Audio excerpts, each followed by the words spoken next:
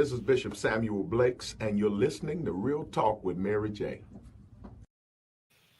Hello, everybody. This is Real Talk with Mary J. I hope you're having a happy Merry Monday today. I am your host, Mary J.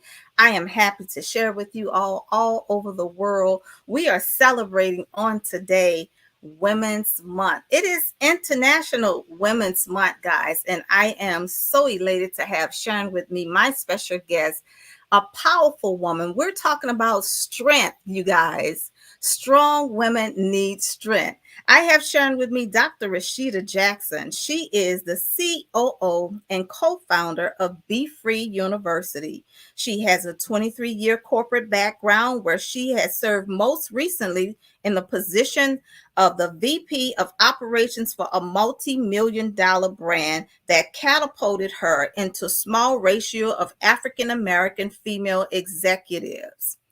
She was recognized by the RAC as Business Woman of the Year twice. Dr. Rashida is also an author, an executive entrepreneur, and executive pastor. Let's welcome to the show on this morning, Dr. Rashida Jackson. Good morning. Good morning. Good morning. Good morning. Good morning, Dr. Rashida. I am so happy to have you sharing with me on this morning. Welcome once again to Real Talk with Mary J. Listen, we have a great conversation to share with all of our listening audience, and I am blessed to have you to share with us doing Women's National Month. I'm excited to be here. Thank you so much for the opportunity. It's a great time to share with our women and to recognize women for all of the strength and the things that we've done. Absolutely. Will you let the listening audience? I just got a glimpse of your bio. I gave them another bio, but you have so many accolades. I tried to get it all in there. Did not want to butcher it all up, so I'm going to let you go forth and share with them all of what you do and who you are. All right. Well, good morning, everybody. I'm excited to be here. As Mary J stated, I am the COO of Be Free University. I have a 25-year background in product development. And I'm just excited. One of my major accomplishments has always been my children. We can talk about, all of the accolades that we have in the world, all the things that man has recognized us for. But God bless me to mother an amazing brood of children, and recently my brand new granddaughter. I think those are my biggest accomplishments, having been a teenage mother. And I think that's something that doesn't go in the bio, but it's important because I know that there are women around the world that will resonate with. I've spent time hosting radio shows for the Stellar Award-winning All Nations Radio. I've been recognized by Voyage Miami. I've been in print. I've been in media. I've been on television. So I'm no stranger to interviews, being interviewed and interviewing. Recently, I just had an opportunity present itself just a couple of days ago to go and host an event in Houston. So I guess I'll be adding hosting to my repertoire. I've done it for Bishop Blakes a number of times and around the country, literally, with his events. And so now that has produced and opened a door for me in another place. And so, my bio on my Instagram I get a kick out of it because one of my assistants wrote it for me, and she said, author, speaker, host, problem for hell. So that's really who I am. I love what I do. I love people. I love God's people. And I love sharing. And I'm really on a mission with my partner to set people free financially. And so that's taking ministry outside of the four walls of the church and focused on kingdom building through finances.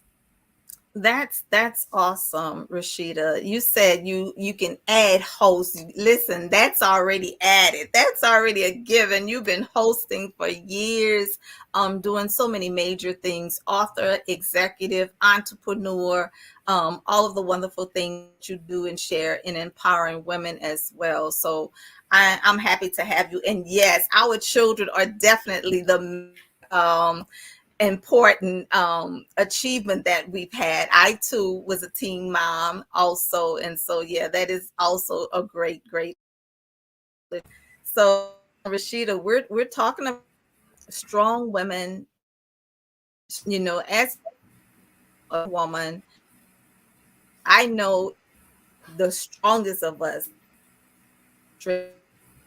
is in our lives that with from time to time come, especially from a teenage. Your journey. Tell us a little bit about your journey to where you that brought you to the place you are today. Well, having grown up in a very small town, in a very small environment in rural North Carolina, most people can relate to the more popular areas of North Carolina, like Raleigh, Durham, Charlotte, Greensboro. But I come from a very small place, and having come from that place, I equate the journey that I went on to not having a father, my father being absent from the home, and really not having his identity at all, not knowing who he is. Having been that teenager, very smart, moving around, doing things on my own, you're looking for, we're going to use the cliche, right? Looking for love in all the wrong places. The type of attention that was needed was not provided. And so I searched for it. And in searching for it, I found a brand new baby. And at 16 years old, I had my daughter. At 16, and I just really, after listening to people, condemn me for it, talk about, you're not going to survive, you're not going to be anything, you're going to be on public assistance, you're not going to make it. I really took all of those things and I shoved them under my feet to help me rise, if that makes sense. Always I've used negativity as motivation. So it became a fuel to my fire. I was determined that nothing was going to stop me. And I just didn't let it. I had my daughter, and because I was so focused on making sure that I took care of her, others stepped in to help, like my mother, my aunt, her father's mother. They stepped in and they said, you know what? This girl didn't just sit down and stop. I didn't. I couldn't. I kept going to school. I stayed on the cheerleading squad. I made the honor roll. I did everything I could because I felt like I had to prove a point. And I think that determination, resilience, tenacity has brought me to this point. So I Yeah. think really that's how I got here. Yes, that's definitely impactful, Rashida. When we're talking about strong women need strength, here you are, a young girl, teenager, but still yet being strong and also needing strength yourself. And a lot of times when we journey in life, those things that fuel our fire are the things that we're most passionate about, and it's pretty much the things that provoke us, so to speak, Yes. into purpose. When somebody tells you you can't do something, I talk about that as well, because as a teenage mom, I was told some of the same things, that I was going to fall flat on my face, that no one would ever want me, that I was not going to be anything, all of these negative things that we're told. It was that sparked the fire in me, that made me even more and wanting to show who I was. I can do, I can achieve it. And that's exactly what you, that's pretty commendable to me, still on the cheerleading squad and doing all of those things that you've always done. That's remarkable. That's remarkable.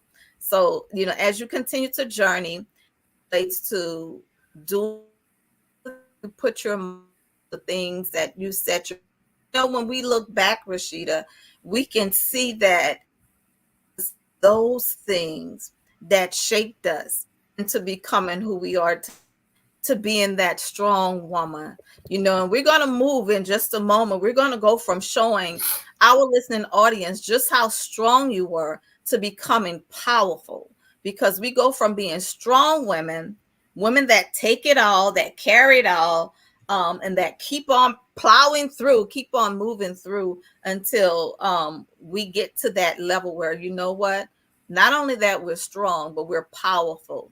And our power lies within us, of us having to tap into that untapped potential way deep down on the inside and pulling that out too. So now Absolutely. you journeyed, you're a teenager, you have this child, this beautiful daughter, and you're doing what you do and you're moving on. And now let's ahead to our adulthood, and you find yourself an adult, married.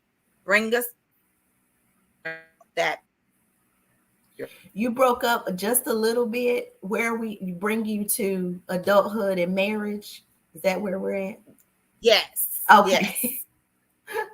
So part of I so uh, so part of that, within that gap, I made a decision because by 20, I had two children, and at the age of 20, I had my son, and so now I had two small children, and I just woke up one day and realized that it was time to go.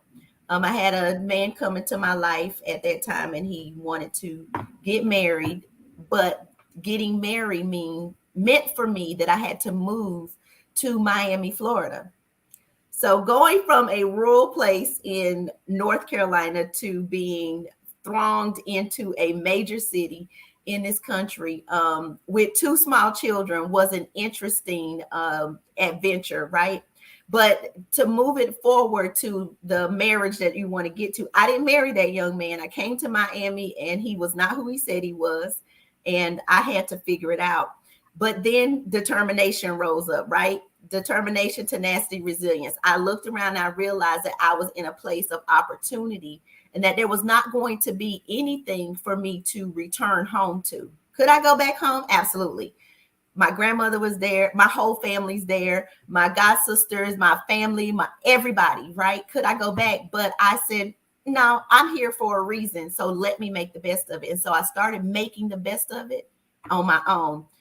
Fast forward to the young man that I did marry at the age of 24, I married a pastor. He was 10 years my senior. He had just been pastoring maybe a year he had been pastoring. He really wasn't settled.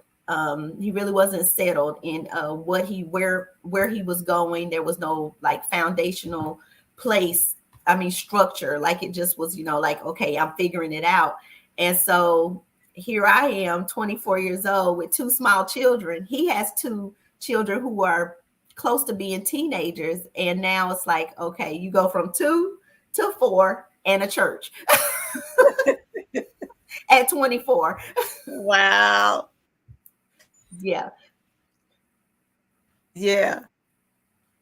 Your own, and that takes a lot of courage, Dr. Rashida, to move away from your family, from your support system, from everybody that you know, and to go, and I we can get a little Bible a little bit here, but to go to a land that I will show you, right? Yes. And then you get to this place and you yourself there, not understand exactly how or ended up there, but knowing that you go from being a single mom of two to a mother and family four and a first in the church. And how old were you then?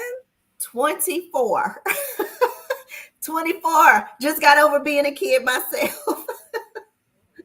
Listen, not knowing who you are exactly, not understanding your, just like myself, I'm saying this and I'm coming from transparent, well, of having really, I was married at 16 years old as well because I was with child. So I didn't experience being a young lady, a teenager, and having all of the friends and the fun and going to do all the my other friends were doing.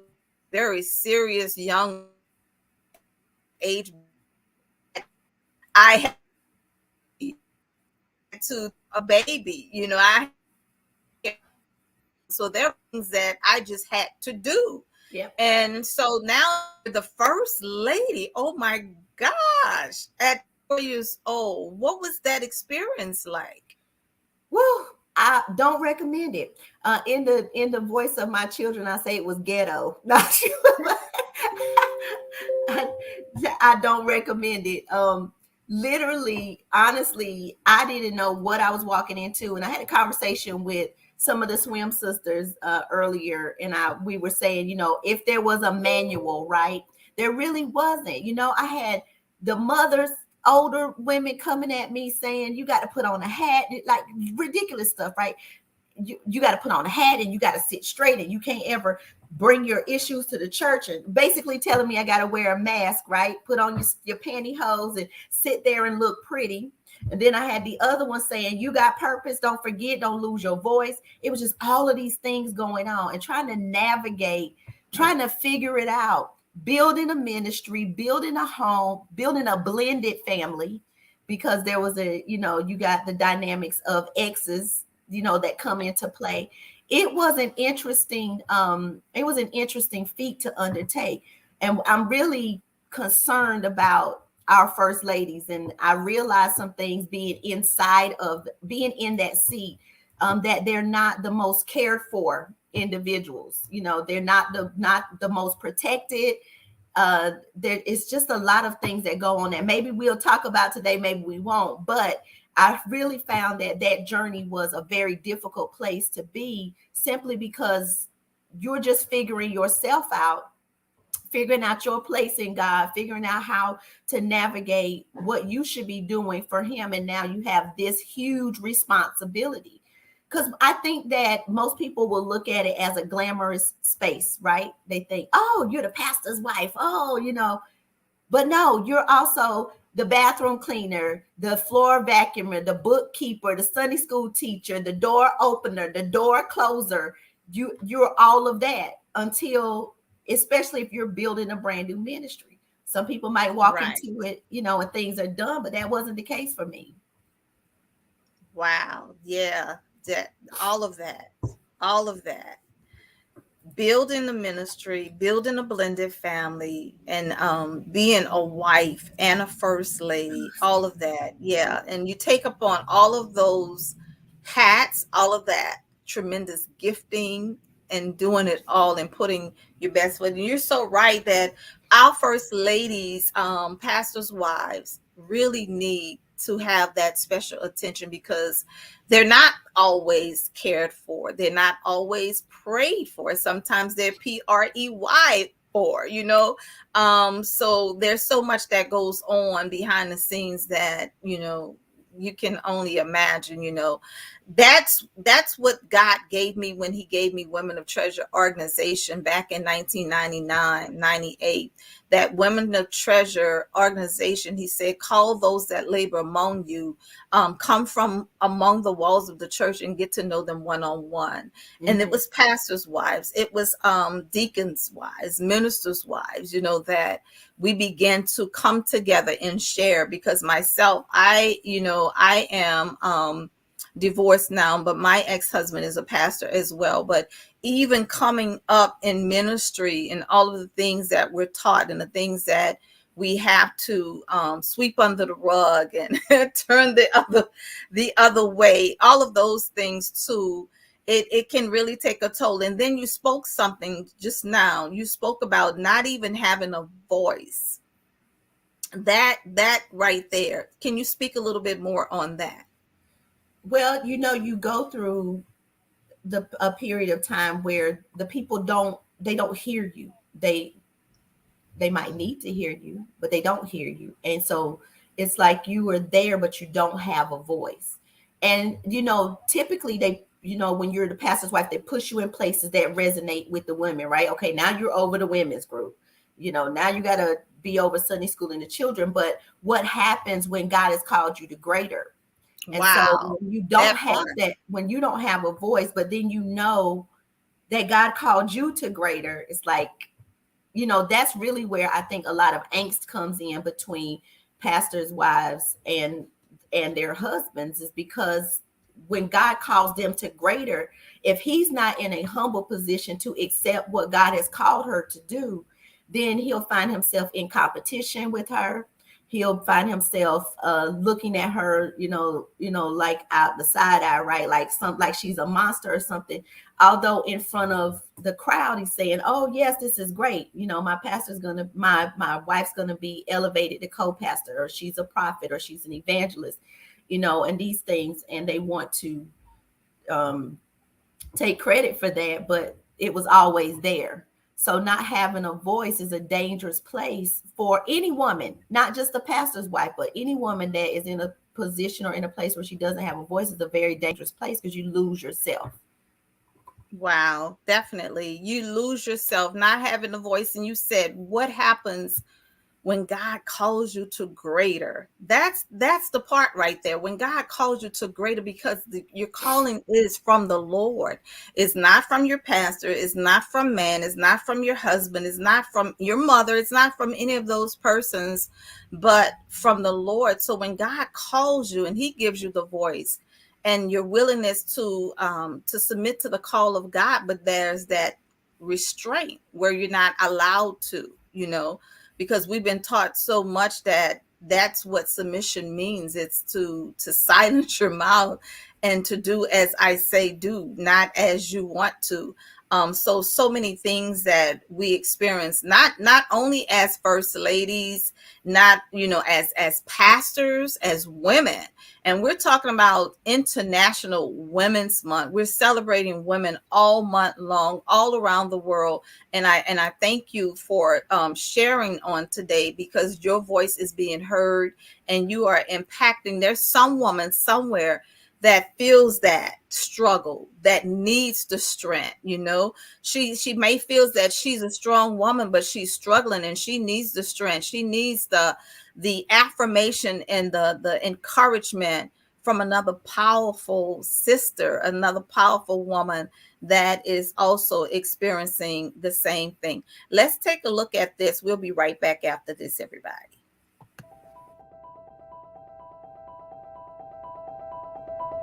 There is a rare gem, a precious existence, a phenomenon when women can take painful experiences that may have repeatedly occurred to them and yet produce remarkable qualities, treasures for the world to admire. They produce beauty from ashes, pearls from pressure, diamonds from disdain. Who are these distinguished women of treasure? They are the women who summon the strength to get out of bed and selflessly give their best every day, who are self-aware enough to acknowledge and receive healing for the brokenness within themselves, who have learned to love and appreciate themselves and know their worth, who have made peace with a tumultuous past and know it's okay that they can't go back and change it, who decide to still love those who have offended them and love even harder those that are given as a blessing, who decide to forgive painful, unspeakable acts that they endured, who consciously and purposefully raise their kids better than they were raised, who understand that everyone won't celebrate their victories, who decide to look back at their past only to wink and tell it you did not win, who fiercely protect those for whom their heart continues to beat, who choose their words carefully knowing the power that they hold, who have awakened the infinite song within themselves that continues to make music despite those who tried to silence it, who walk upright in the power of love, light, and beauty, and who the Creator made them to be. And these are the women who are the essence of unforgettable moments. You may never learn her name, but you won't leave her the same, because she is a woman of treasure.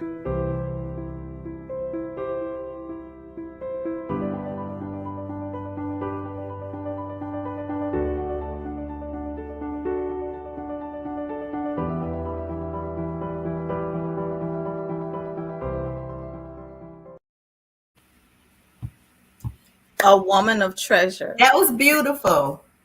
Thank you. That's definitely who you are. And all of our beautiful women all over the world that we're celebrating on today.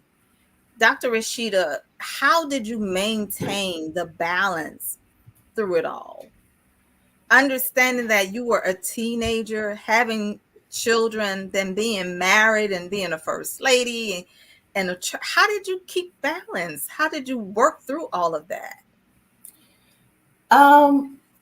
That's a tough question, and people still ask me today, how do I balance all of it? And again, I go back to really reaching back to, when you reach back to what you've come through, right? You realize that there's really nothing that's so hard that you can't do it. And after, being that teenage parent, like trying to maintain life as itself, getting to that point, I realized that I had to do it. And you made a reference to submission a few minutes ago, and it really, it really was what we were taught, but it really wasn't a problem because I desired it, right? And Absolutely. the balance came in because I wanted the process that I was going through, not necessarily the seat of first lady, because I had no idea what that meant at all. I had no idea, but I wanted to be a mother. I wanted to be a wife. I wanted to have my family whole. I wanted to make sure my children were raised in an environment conducive to them being great people, right? For them being successful. And because I wanted it, I worked hard. And I'm not a person that is I don't sleep still. Like, and if it meant me not sleeping to make sure that some things were done, then I didn't do it. I just did it. And I pulled away from a lot of things that even at 24, I should have been privy to, and things that I should have been doing. I heard you mention, at 16, when you have a child, you can't be at every place at every time hanging out. But my family showed me balance. They helped me. As long as I was taking care of what I needed to do, they made a way. They made provision for me to go to prom and homecoming, and to experience still being a child with a responsibility. And so that That's wonderful. poured over into this responsibility of marriage. And I just was determined. I really was determined. And that's how I am now. If I'm going after something, I'm trying to achieve something, I'm determined, and I will walk away from, cut off, not do whatever I have to make sure that it's accomplished. Awesome. That's remarkable, and to have that family support system to be there for you and help you get through and overcome all of those obstacles. Now, let's just walk through that course of being a first lady and coming out of some very challenging and very, very difficult experiences. And now you are a former first lady. Am I right? That's correct. How was that process of just understanding? Because I know for me, and I'm saying even at 16 years old, being married and not really wanting to be married at 16 years old, but being married and being committed to it, and understanding that God doesn't like divorces. And I've been divorced more than once now. That life lessons teaches you some things along the way. But just as a first lady and coming out of that with the divorce in the church, and now being on your own, that had to be difficult. It really was. And you go through, people want to know, if it was going bad the first couple of years, why did you stay so long? But you make excuses, right? You stay for the kids, then you stay for the church, then you stay because you have this goal. I had this thing in my mind from a young girl that I never wanted to be divorced. I didn't. And that came from, I'm sorry, that's the lawn man, most inopportune time. But that came from listening to the stories. In our culture, when we have family gatherings and events, for some reason they go over some of the worst things that have ever happened, right? So I listened to my grandmother talk about being abused, and I listened to my mom and my aunt talking about having to get up in the middle of the night because their stepfather was an alcoholic. And I never, ever, ever wanted those things for my life. And so I fought for it. And moving into divorce, as a first lady, you deal with the shame, Right. the embarrassment, and then there's the other underlying things that makes my purpose right now so meaningful. The things that happen, like we don't have anything in our names, right? The car is in his name, the house, everything. So you're literally looking at being left with nothing. How do you overcome that? And that's really what brought me to my partner in business and my purpose right now to show people how to reestablish themselves, how to build wealth, how to take care of themselves in these instances. It was a very difficult place. You get ousted from certain things, you know, being involved in first ladies groups and all of these teas and all of this thing. Okay, now you're no longer a part of that group. You have to decide, your friends have to choose who they're going to be friends with. They got to choose Yeah. whose side they're going to be on, who they're going to stick Yes. with, right? You know, Yes. and then you have the church and the ministries that you have fellowship with. You know, some of them, because I was called to elevated to a higher place before the divorce. Now, you know, there's still ministries that want a fellowship, and some of them they don't want to call me because they don't want to upset him, and they don't want to call him. Me, I personally don't care, but you go through all of those things, and people don't realize it's a very difficult walk because you still can't really talk to anybody, and you don't really have people that understand, because it is a different place in ministry sitting in that seat. You've got to deal with the preacher, and you got to deal with the man. Yes, both the preacher and the man. So understanding where you are and knowing that you want more, you know, knowing that you want more for your children, more for yourself, and then stepping out from among all of that and being an entrepreneur, doing what you do as it relates to your business, understanding that you want legacy and wealth and financial freedom. Let's talk about where you are today and what you're doing now. Where I am today is COO Be Free University, and we are on a mission to set 1 million families free financially. We educate, empower, and equip people to build wealth and live life on their own terms. And my passion came from exactly what we're talking about today: not having credit, not having anything in my name. I was 24 years old when I got married, never had bought a house, never bought a car, never, you know, had to use credit for anything, didn't have my name signed to anything. It wasn't that my credit was bad, I just didn't have any, which that's bad, right? And so I'm here working alongside George Howard Jr. to make sure that we are positioning ourselves to help people, divorcees, people in ministry, people from all walks of life, understand that there is one, life after divorce, right?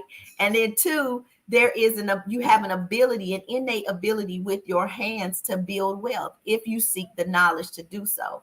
And it's a huge undertaking. It's been a huge undertaking this last 2.5, 3 years that we've been working on it. But I believe that we're in purpose. And so that's where I am, teaching people, equipping them, moving them into a place of understanding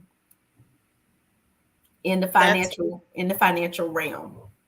That's wonderful. So understanding that financially we can be free. And I was able to be blessed to attend one of the workshops that you guys had through New Home Ministries with Bishop R.C. Blakes. I was privileged to attend that. It was remarkable, the information that you all shared as it relates to understanding your tax preparation, stocks, you know, you all even talked a little bit about real estate, you know, and investing in real estate. And I think you all offer so much wealth, especially to our African American community, because you're right, you know, coming up as young people, we were told that, you know, credit was a bad thing. You know, don't get credit, you know, pay for everything in cash. If you can't pay for it, you don't need it, right? Right. And, you know, and that's something that we've just held on to for many, many years. You know, if you can't pay for it, you don't need it. And that, you know, you don't want your credit messed up. So, you know, just pay for everything in cash. And then you find years and years of years that have gone by. And when you really want to make a big investment, you don't have any collateral. You know, you have no credit, you have no credit to present, and then you have to go back. You know, you've gotten so much older, you have to go back and understand, where did that all come from. But I believe it's a great paradigm shifting of all of the things that we were taught and the things that we hold on to along life's journey. And then, when you really know better, you begin to do better. At least you should do better. So I appreciate you all coming forward with Be Free University, and having people to understand wealth and leaving a legacy behind as well. So, Rashida, all of that you have experience as it relates to your upbringing, your background, those challenges that you have overcome. How can you, I should say, what is it that you would like to rather share with some woman that is strong, needs strength, that's always pouring? Because we as strong women, we're pouring, right? We're giving, we're praying, we're encouraging, we're building. Like you said, there are many times that you don't even sleep to get things done. What is it, something advice that you can share with some other strong woman that may need strength right now during a difficult time in their lives? Learn to let go. Learn to let go is one of the biggest things that one of the biggest challenges I had to overcome in this place that I'm in, is to learn to let go. And it's just vital. One, in business and in wherever you are and in any position, you got to learn to let go. I had to learn, I was taught to delegate, learn to let go in business. Let go, let someone else do it, because you can't do everything, right? I realized that there was never a superwoman character created because we think it's us, right? That's good. Learn to let go. Learn to let go of people, places, and things. Many times we are so engulfed in what is happening in social media. We think that we need to be somewhere. We need to be involved in something. We need to show up somewhere. We need to show face. But really, what we need to do is let go of the comparison, let go of the fantasy, and grab a hold to real purpose and buckle down and get it done.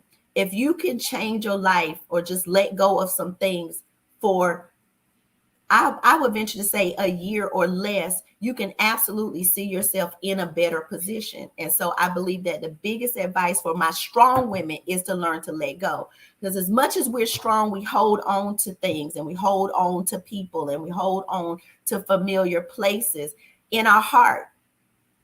We might not be there, but it's in our heart. And I know that because I had to learn it. I spent some time in some showers crying, trying to figure out, how do I move on from this place? So learn to let go is the best advice that I have for you. And with that, in learning to let go, seek God and ask him to help you to take it, right? To carry the burden. Because he said, if you bring it to me, his yoke is easy and his burden is light. Bring it all to him, because he will release you of it and help you to move on to a better place.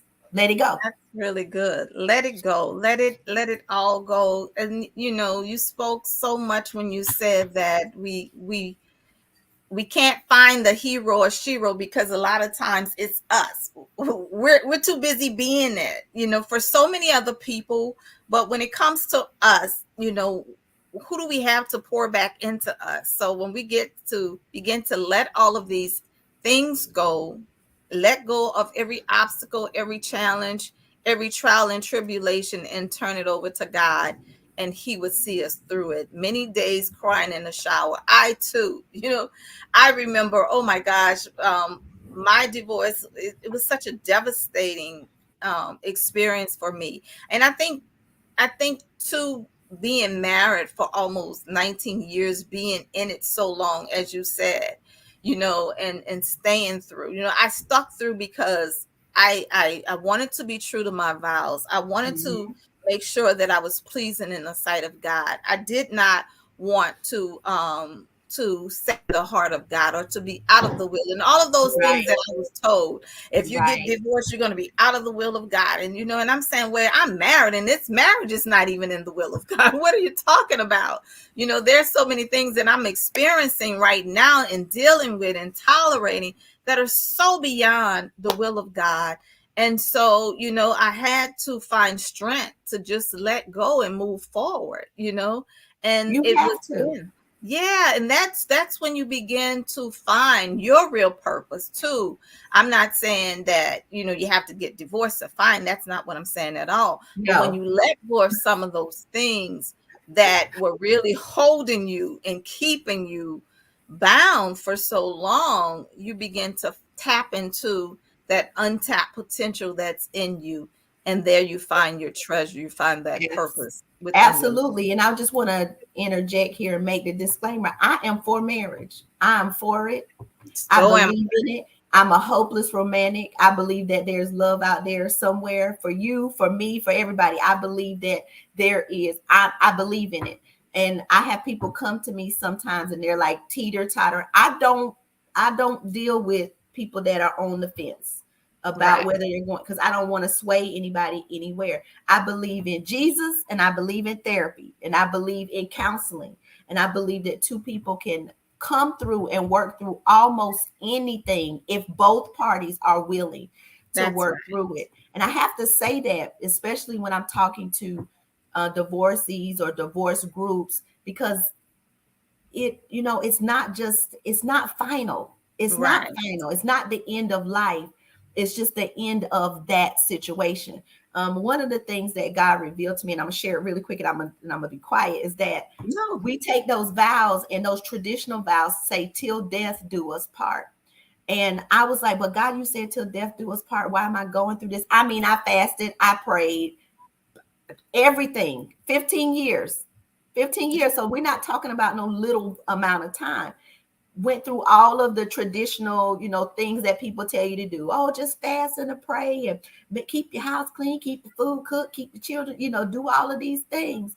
Right. But if both parties are not willing, you find yourself in a conundrum, right? But I just wanted to tell you that it's not the end all to be all. What God revealed to me is that till death do us part, that was the death of a marriage. It was the death. It was not my physical death, but it was the death of that thing in that chapter. And Yeah. when he revealed that to me, I clearly understood that I was free, That's good. that That's good. I've been released. Yes. And now it's time to move forward and live again.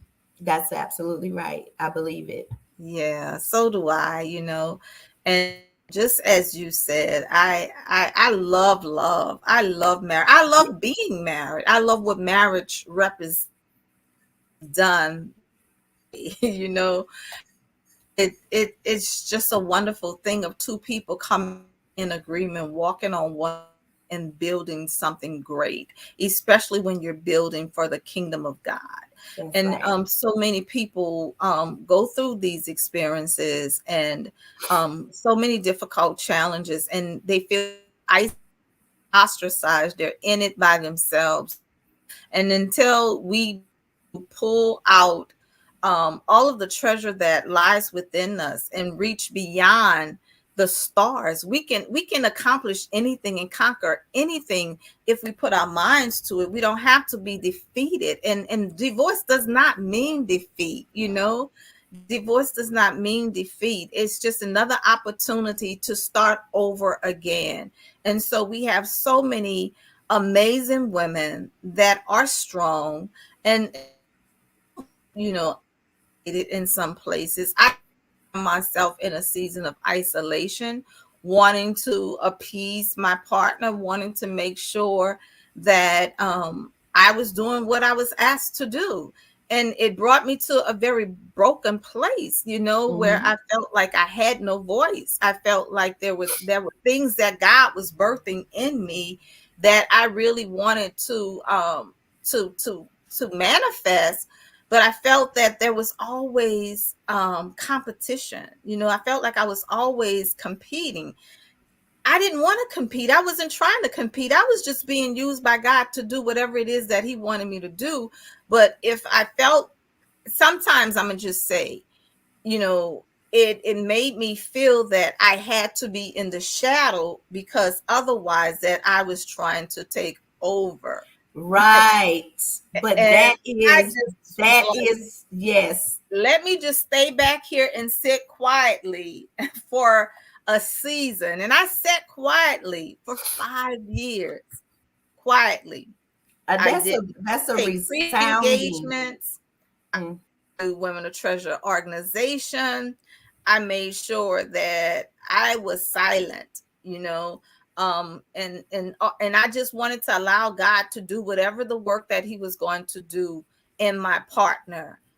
So there won't be any competition. It's not a challenge, or anything like that. But a lot of times we remain silent, and then we have to realize when we come to ourselves, wait a minute, who called you? Who anointed you?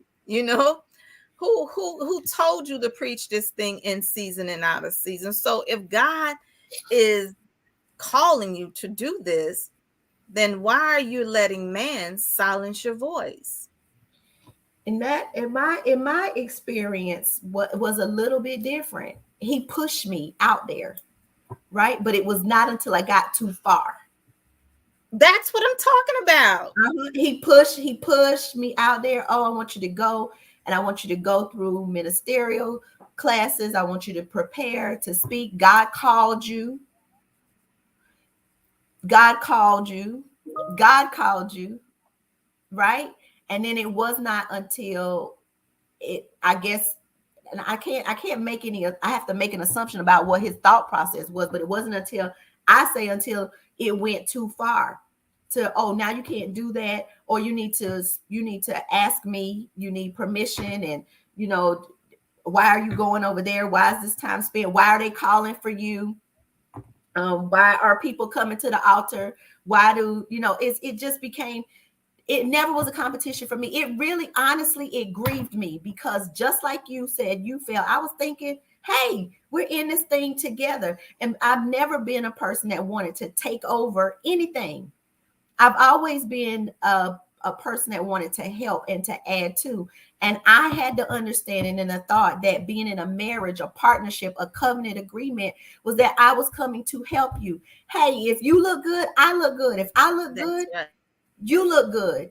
If you look good, we look good. Same thing. Like, it was, for me, it was always a we. It was never an I.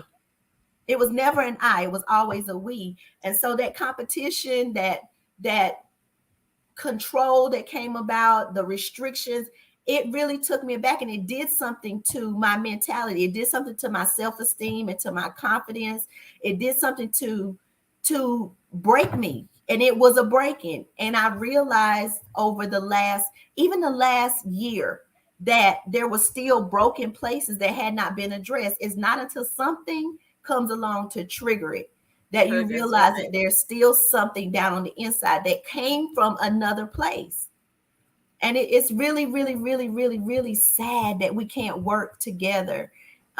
Some relationships are able to do it. Some partnerships, they're able to do it, and they really maintain a balance. I wish and I pray for all of the women that are going through this same message today, that God just soften his heart, to let him see that you are a vessel that was called. And it's just an adding to. It builds both of us up. It makes us to be together who God called us to be. It's scripture, right? One can chase 1,000 and two can chase 10,000. We are stronger together. Absolutely. We're stronger together. And I had someone ask me, why are we doing so much with women? And I said, it's International Women's Month. But why all women? It's International Women's Month. International Women's Month. In June, I usually have Men's Month. But I believe that if women have not been on the back burner for so many years, and we have not been placed behind the scenes for so many centuries, there would not have to be a Women's Month for women to be recognized and celebrated and appreciated, and there's so many women all over the country, especially when we're talking about in foreign lands, who mouths are silenced and voices are not being heard. So today we declare and we spare not, and we speak loud, and we sound the alarm that you too have value, that you too have purpose wherever you are, whatever woman that is listening under the sound of our voice, that you too are chosen, and you're chosen for such a time as this. So whatever God has given to you to do, just be free and do it. Just be free and do it. That's it. Dr. Rasheda, there's so much that you have shared with us on today as it relates to your powerful journey, your amazing journey of just coming through a teenage mom, being still dedicated and committed to the things that you know that you want to do and desire to do, having a great support system and doing those things and overcoming those difficult obstacles and challenges along life's journey, and then finding yourself in the place and as a first lady and being the example and being the voice, and now continuing to move forward and doing all that now that Dr. Rasheda has been called and chosen to do, to start your own tax business, to start Be Free University with your partner and your business. I want to make that clear, your business partner. That's right. Before people think, oh, well, she's, your Boaz might be out there looking or listening, and still, well, she's already married. I didn't know. But Not just married. not married, right? Just doing the things that that will help enrich and empower others along this journey. So we have a few minutes left on the show. Before we close out, I want you to let some woman listening, just give them some encouraging words. Some woman that may be struggling, maybe some first lady, or maybe a woman that is called to the ministry, or maybe there's a woman that's just fearful of stepping out into her purpose or starting her own business. Will you share some powerful words of encouragement with our listening audience on today? Absolutely. I just want to preface this by saying that if you are first lady and you're going through this issue, we're not promoting you doing anything out of order, right? Pray, seek God, ask Him to put you in a position that your voice can be heard, because this is not that kind of session, right? We're all for everything godly, doing it decently and in order. And so Amen. I want to say that.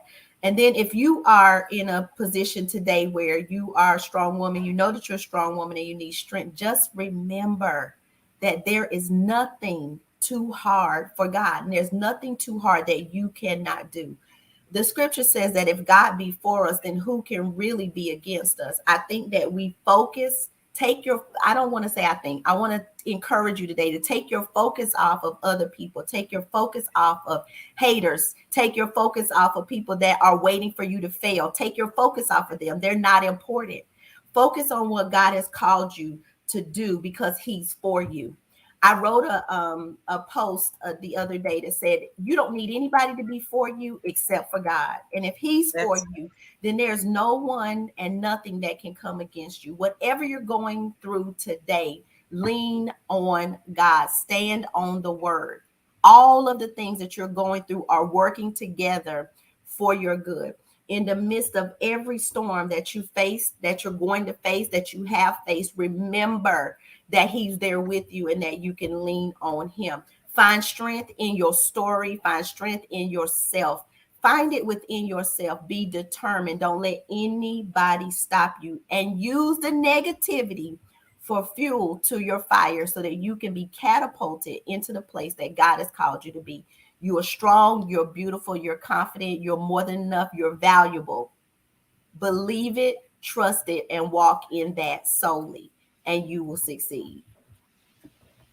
Wonderful. That is wonderful words of encouragement from Dr. Rasheda Jackson on today. Dr. Rasheda, will you let everybody know where they can find you? How do they follow you? And just to connect with you. And if they want to book you for speaking engagements, just exactly where they can find you. So you can find me on social media at Dr. Rashida Jackson on Instagram, and Facebook is just Rashida Jackson. And I have a personal page and I have a like page there on Facebook. For speaking engagements, you can find me at bookrashida@gmail.com is the email address, and we will get right back to you. One of my books is available at iamrashida.com. The others are available on Amazon, as well as the last one that was just published that I haven't even promoted, What to Do While You're Waiting. If you send us an email, we can get that book to you. We have not done any promotions for it, but it has been released and it's actually published and printed here at my home. So I'm excited to hear from all of you. Reach out to us on social media. Stick with us. We're going places, and I'd love to share in your journeys with each and every one of you. Thank you so much, Mary, for having me today. Thank you so much for being a part to share, excuse me, from our subject, Strong Women Need Strength. Will you let them know once again what to do while you wait, and let them know where they can find that as well? If you are single and you want to find out what you need to do while you're waiting, then send me an email at bookrashida@gmail.com. And that is a brand new, hot off the press book. And I will make sure that you get your copy. We have not marketed it or put it out there yet, but I do want to share that it is printed hot off the press, What to Do While You're Waiting. You can get that book by sending us an email at bookrashida@gmail.com. And that's Rashida with one E. Bookrashida@gmail.com. I'm all over social media, Facebook, Twitter, Instagram, TikTok, and YouTube. You can find us there. Thank you so much, Rashida. Thank you for sharing with us on today. I am so happy that you took time out of your schedule, my love, to come and be a part of what we're doing today. It has definitely been enrichment and empowering. And absolutely, I know that there are women all over the world right now, our strong women, our weak women, wherever you are, I know you found strength on today. So thank you for sharing, Rashida. Did you have a happy Merry Monday today? Thank you so much. I did have a happy Merry Monday today. It was a great conversation. Thank you for coming on.